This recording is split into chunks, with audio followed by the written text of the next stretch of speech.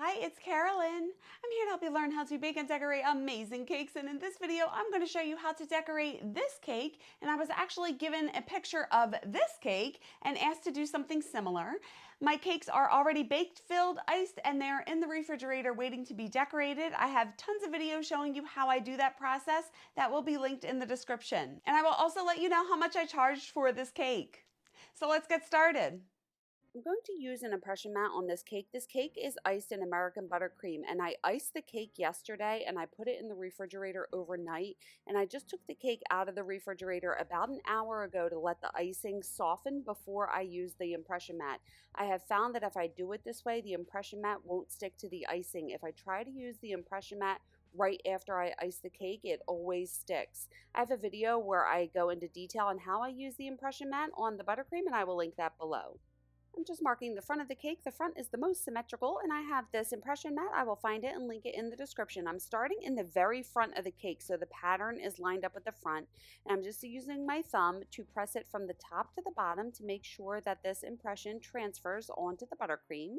And then I go over onto the right side. I continue the pattern, and I am wrapping the pattern around to the back of the cake. Once I get to the back of the cake, which is the opposite of that line that I made, the mark I made on the board, I go to the left side, connect the pattern, and then go all the way to the back because the pattern rarely matches up. Now, of course, on this one it did. The cake gods were on my side. That never happens. But then you have the pattern in the back not matching up.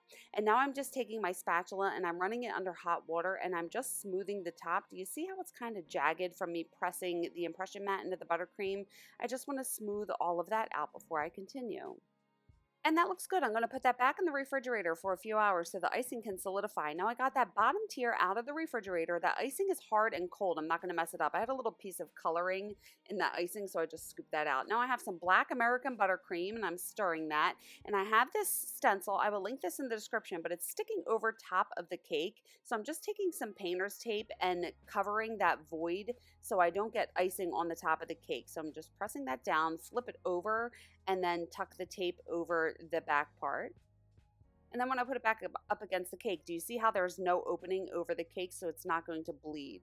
So I'm just finding the very front of the cake, which is right here. And I have a video where I go into detail on how I use stencils. I will link that below. You can use pins to hold it in. I just use double shot glasses. And I'm holding the stencil against the cake and putting the shot glasses there so it doesn't peel away. Again, you can use pins if you want to. And I'm just doing a very thin layer of this icing all across the stencil. And then once I get that thin layer done, I want to scrape it off. And you have to be careful when you scrape this off.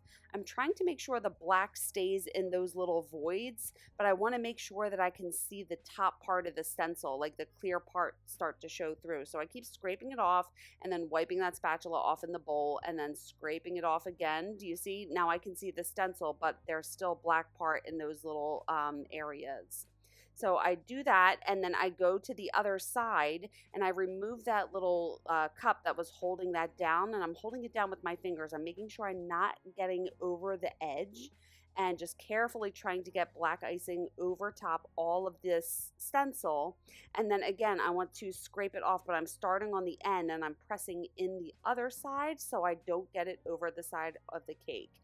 And again, I just want to scrape it off one more time for good measure. So I'm making sure I can completely see that stencil. And I have a video where I go into complete detail on how to stencil on buttercream, and I will link that in the description. But I want to make sure that I get as much of the icing off of the stencil as possible. And then I'm carefully going to peel this back, and hopefully it didn't bleed too much.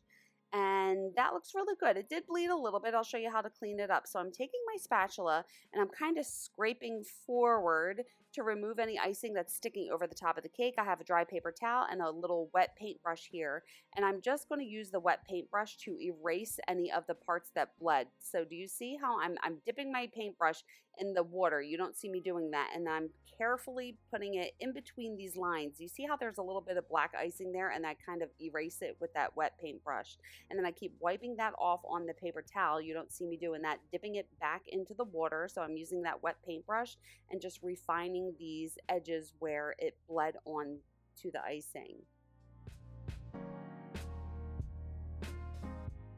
and I'm just filling in that part with some icing. Now I need this icing, this black icing, to solidify before I continue, so I'm going to put that back in the refrigerator for about a half hour to an hour, and then I took it out again and make sure that it is solid, and it is. So I want to start down the other side. So I started on the front of the cake. I just marked a line as to where the front of the cake is, and I'm lining this down the left side, and I put the little cup there on the edge so it doesn't peel away. And then I just want to start from the left, and I want to go to the back of the cake.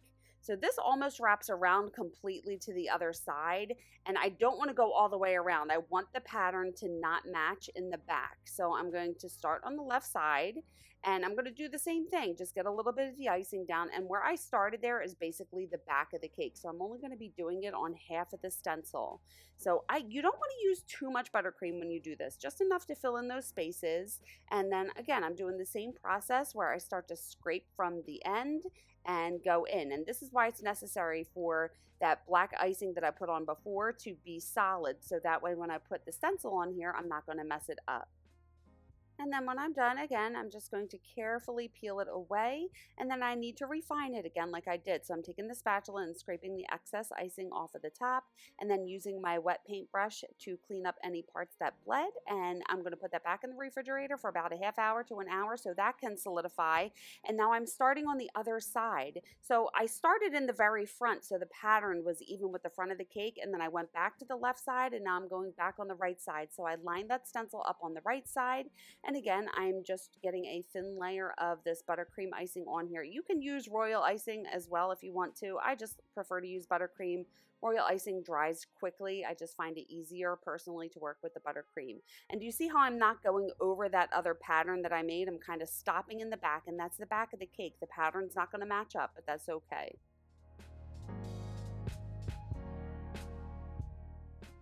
And carefully peeling this away.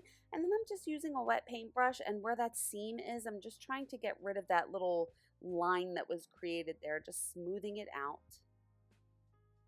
And that looks really good. I put this back in the fridge overnight, so it was probably about 10 to 12 hours before I started the stacking process. I got that out of the refrigerator. The icing is hard, and I'm not going to mess it up. I use my little ruler to measure how tall the straws should be, and I'm marking with a little Sharpie marker past the edge of the straw, and then I take my scissors and cut that marker off. I throw that piece away. I get all the straws in the bottom tier, get down, make sure that it's level first, and then I'm going to put down a little bit of buttercream icing. And then I got the top tier out of the refrigerator. It was in the fridge for over a day, so that icing solidified again. That little cardboard circle is going to sit atop of the straws, and it's going to prevent the cake from collapsing. So I'm trying to see if it's level, and it was sinking down a little bit on the left side. So I lifted it up, and I'm getting a little bit more icing underneath it on the left side, and then I can put it back down. And that cake is cold and hard, so I'm not messing it up as I handle it. And then now I put the level back on top, and now it is level, so I could finish stacking this. And I have a full tutorial where I go into detail on how I stack cakes. That will be linked in the description. Filling that little hole with some buttercream, and I'm going to put that back in the refrigerator. Now, I have gum tax powder, Tylose powder, CMC powder. It's all basically the same thing. It's mixed into my fondant. I only use marshmallow fondant. You sprinkle a little bit on there, knead it in the fondant, roll it out, let it sit. It's going to set harder. It's going to make it so much easier to work with. I will link this in the description. I have a piece of non-slip pad underneath my cutting board so it doesn't slide around, a wet paper towel with an X-Acto knife, a Dresden tool, and I printed that out the size that I wanted it to be. It's going on the board. You can see how thin I rolled that pink fondant out, and I'm doing my trace, cut, and smooth method to make this name. Now, I'm using my Dresden tool and just tracing just on the outside of those letters just to make it a little thicker than it is on the paper.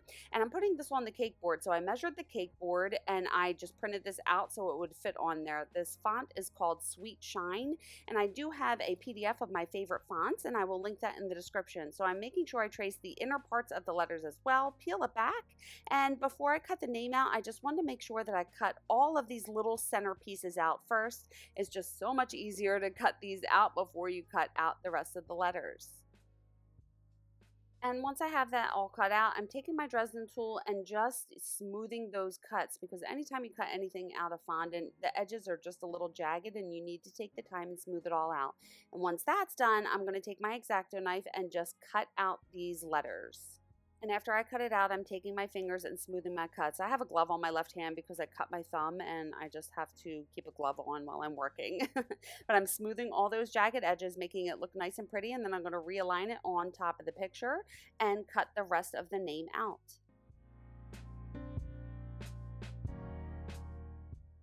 And taking my tools and my fingers and smoothing out my cuts, and I need to cut out the dot for the eye, so I just have a little piping tip here, and I have that. And then I'm going to realign all of those letters on top of the picture so it dries to the correct shape, and let's set that aside. Now I need to make the border, so I rolled out this black fondant pretty thin. It does have that Tylose powder mixed into it. Smooth it out with the fondant smoother. I have my ribbon cutter. This will be linked in the description. I'm cutting 2 ribbons and using my rulers to straighten them out. And then I'm getting my cake out of the refrigerator so that icing is cold and solid. I'm not going to mess it up. I have a little bit of piping gel, and I just want to wipe piping gel all along the bottom part of both tiers. And then I'm starting in the very back and wrapping this black ribbon around the bottom tier where it meets in the back. I'm going to cut it and then press the seam together. And I'm going to do the same thing for the top tier, starting in the back and wrapping it around.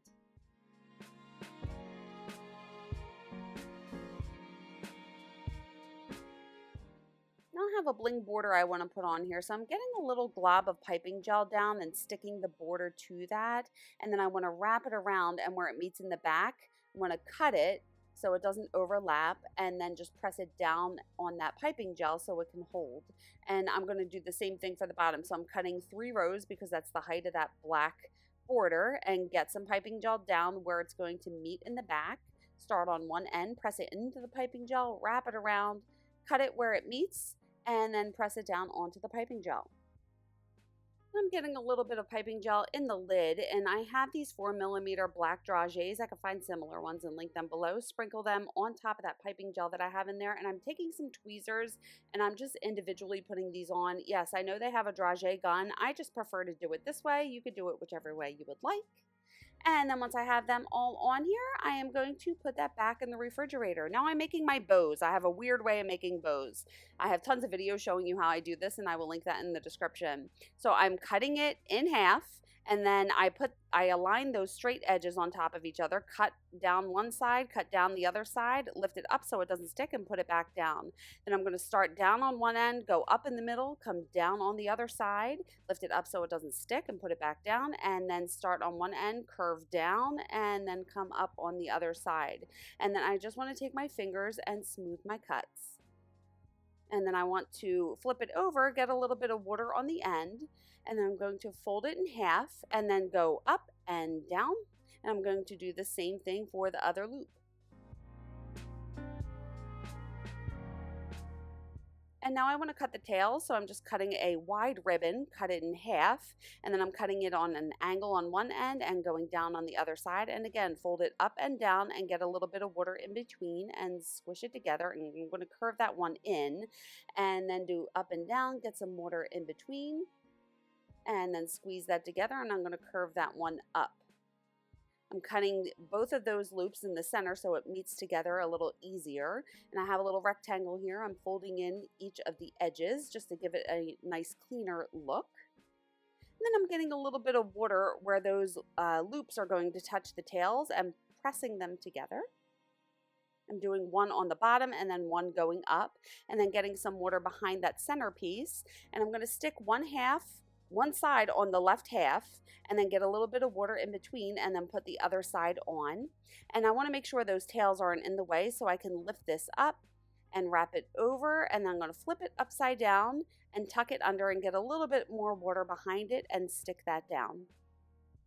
And there's a little bow. I'm going to put that on a cutting board. I have a paper towel, rip it in half, fold it in half again, roll it from one end to the other, and I can put it in the loop so it doesn't lose its shape.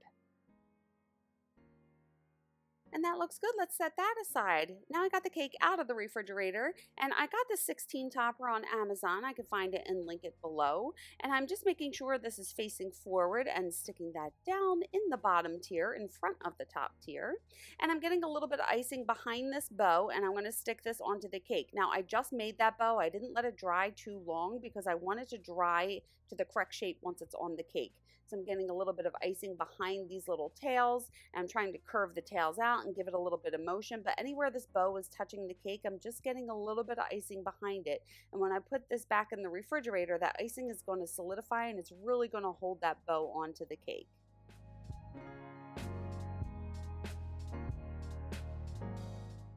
And you see how I'm curving the tails up. I just want to give it a little bit of motion so it doesn't look so flat on the cake.